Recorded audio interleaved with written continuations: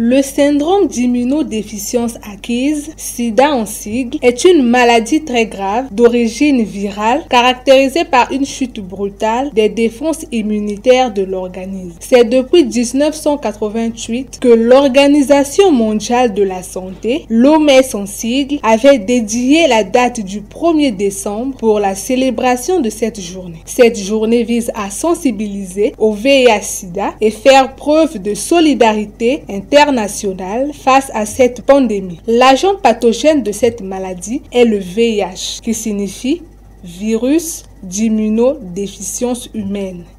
Il se transmet par les liquides corporels d'une personne infectée, y compris le sang, le lait maternel, le sperme et les sécrétions vaginales.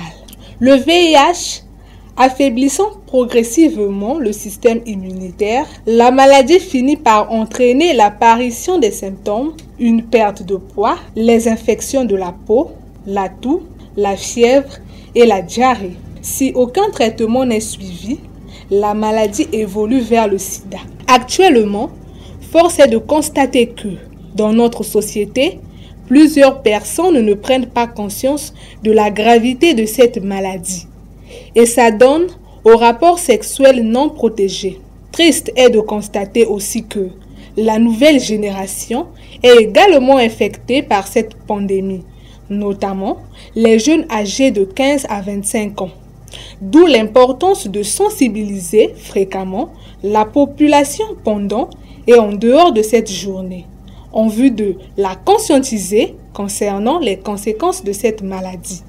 Ainsi, elle se propage massivement et tue de millions de personnes dans le monde. À cet effet, parmi les pays africains les plus touchés par cette pandémie, nous pouvons prendre le cas de l'Afrique du Sud, avec environ 4,2 millions de personnes infectées. Notons que, pour prévenir cette maladie, il faut éviter de faire des rapports sexuels non protégés, stériliser les objets avant toute utilisation et faire un bilan de santé par an.